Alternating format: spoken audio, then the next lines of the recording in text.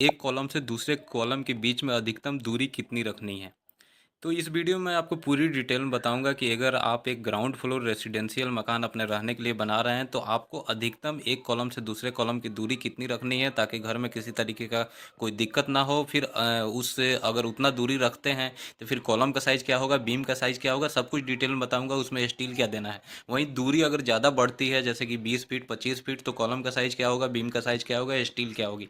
तो video and तक देखिएगा, मैं आपको पूरी डिटेल में प्रैक्टिकली बताने वाला हूँ। और एक एग्जांपल बता दूं, जैसा आप ये मकान देखिए, इसमें हुआ क्या था कि एक आपको कॉलम वहाँ कोने में दिखाई दे रहा है, बीच में कोई कॉलम नहीं है, दूसरा कॉलम का दूरी यहाँ पे करीबन 25 फीट रखा गया है। जैसे यहाँ से इस खिड़की से लेके और दूसरे आप वहाँ तक देख सकते हैं वो कोने तक। तो ये हुआ क्या कि इतना लंबा दूरी दे दिया गया और लोग ये अपने आप को क्या करते हैं, बहुत होशियार समझते हैं। वो किसी आर्किटेक्ट या इंजीनियर सलाह नहीं लेते हैं, खुद डिजाइन कर देते हैं मकान को, या फिर मिस्त्री या ठेकेदार के भरोसे कह देते हैं कि आप बना दो, कोई दिक्कत नहीं है। अब मिस्त्री ने यहाँ पे क्या किया है कि ये जो बीम आप देख रहे हैं, ये 9 इंची बाई 12 इंच का इसने बीम दे दिया है और कॉलम भी यहाँ पे क्या दिया है, 9 इंची बाई 9 इंच का कॉलम दे दिया है। और उतने दूरी पे ही उतना ही साइज पे उसने क्या किया है कि 25 फीट दूरी तक का यहाँ पे एक कॉलम से दूसरे कॉलम के बीच रख दिया है दूरी।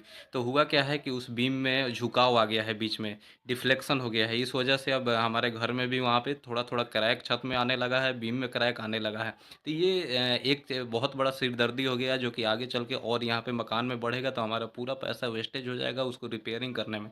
तो ये मकान कितना दिन चलेगा अब ये बताया नहीं जा सकता है। तो इस तरीके का शिकायत से बचने के लिए आपको मैं एक ही सलाह दूंगा कि वीडियो एंड तक देखिए और जो इसमें बताई गई बातें हैं वही आपको फॉलो करना है, तब जाके आपका घर मजबूत और अच्छा बनेगा। यहाँ पे मैं आपको प्रैक्टिकली समझा देता हूँ, इससे आप और अच्छे से समझ जाएंगे कि असल में हमें कितना दूरी रखना है और क्या यहाँ पे लोग गलती करते हैं, बीम का साइज क्या होगा, कॉलम का साइज क्या देना है।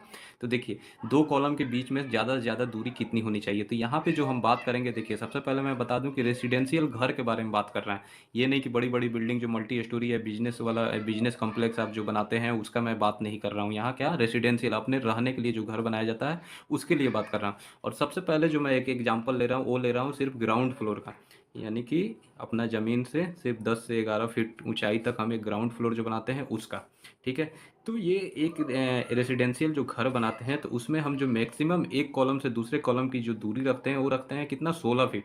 यानी एक हमारे ये C1 हो गया और ये C2 हो गया, तो इसके बीच में हम 16 फीट ही दूरी रखते हैं। आप यहाँ पे देख सकते हैं। ठीक है।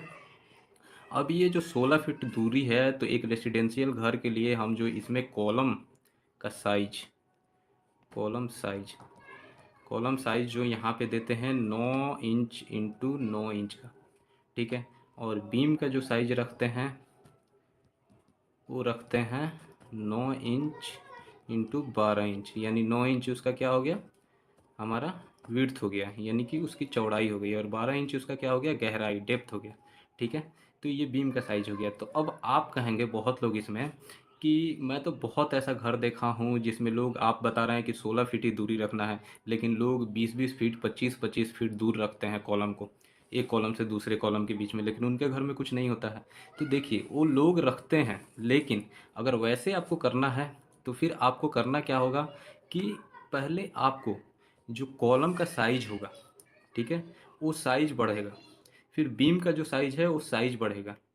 ठीक है। अगर आप अपने मन से आप अपना घर बनाते हैं, डिजाइन बन कर देते हैं या मिस्त्री को एक रख देते हैं, बोलते हैं बना दो, तो वो क्या होता है कि जैसे मैं आपको पहले एग्जांपल दिया, वो 25-25 फीट के दूरी पे 9 इंच बाई 9 इंच का कॉलम दे दिया और फिर 9 इंच बाई 12 इंच का बीम दे दिया और दूरी आपका 22 फीट 25 फीट रख दिया।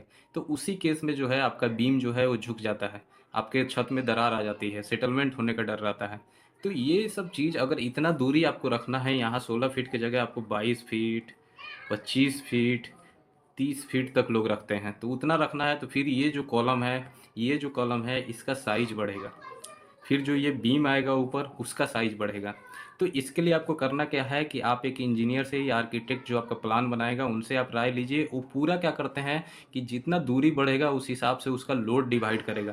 तो लोड को एनालाइज करेंगे, एनालिसिस करने के बाद फिर वो आपके कॉलम को डिजाइन करेंगे कि कॉलम का साइज क्या आएगा, बीम का साइज क्या आएगा। अगर आप सिंपल एक रेसिडेंशियल घर बनाते हैं, कितना, सिर्फ ग्राउंड फ्लोर का, तो आप 16 फीट तक एक कॉलम से दूसरे कॉलम का दूरी दीजिए। उसमें आप कॉलम का ये साइज रख सकते हैं, बीम का ये साइज रख सकते हैं, और दोनों में आप 12 mm का स्टील यूज कर सकते हैं, तो आपका मकान चल जाएगा, कहीं कोई दिक्कत नहीं होगा। लेकिन उससे ज़्यादा दूरी बढ़ता है तो फिर आपको उसका कॉलम का साइज़ बढ़ाना पड़ेगा, बीम का साइज़ बढ़ाना पड़ेगा, और स्टील जो है, स्टील का डाया भी यानी 12 की जगह 16 mm का स्टील हो जाएगा, और स्टील का जो यहाँ अभी कुछ कम लग रहा है तो उसमें और स्टील बढ़ जाएगा। अब वही होता क्या है, जैसे कि बहुत लोग क्या करते हैं, ग्राउंड प्लस वन, अब यहाँ प्लस वन में बना दिया, यानी कि ये फर्स्ट फ्लोर।